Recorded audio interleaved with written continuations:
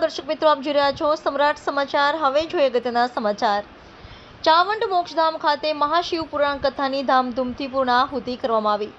સમસ્ત ગામ આયોજિત શિવ મહાપુરાણ કથા ચાવંડના મોક્ષધામમાં આયોજન કર્યું। તેમાં બહાર ગામ વસતા લોકો પણ આ સેવા કાર્યમાં આવી પહોંચ્યા હતા અને કથાને ભવ્ય બનાવી હતી। સ્મશાન એટલે મનુષ્યનો અંતિમ વિસામો, જ્યાં અગ્નિદાહમાં જ લોકો મોટાભાગે આવતા હોય છે। મહિલાઓ હોતી નથી, પરંતુ 9 દિવસ સુધી સમસ્ત ગામ દ્વારા 9 દિવસ બપોરના મહાપ્રસાદ માટે રસોડાની વ્યવસ્થા મોક્ષધામમાં ગોઠવવામાં આવી હતી। સમસ્ત શ્રોતાઓએ અને કથામાં પધારતા અનેક સાધુ સંતો પુરાણીસરોએ 9 દિવસ પ્રસાદનો લાભ મોક્ષધામમાં લીધો હતો।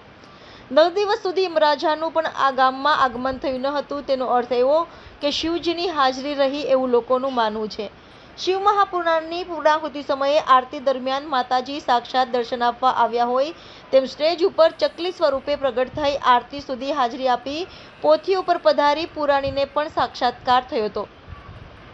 તારીખ 1/5/2024 બુધવારના રોજ સાંજે કથાની પૂર્ણાહુતિ પ્રસંગે સમગ્ર ગામના લોકો ઉપસ્થિત રહી પોથીની પધરામણી વાંચતે ગાજતે રામજી મંદિર પહોંચી હતી।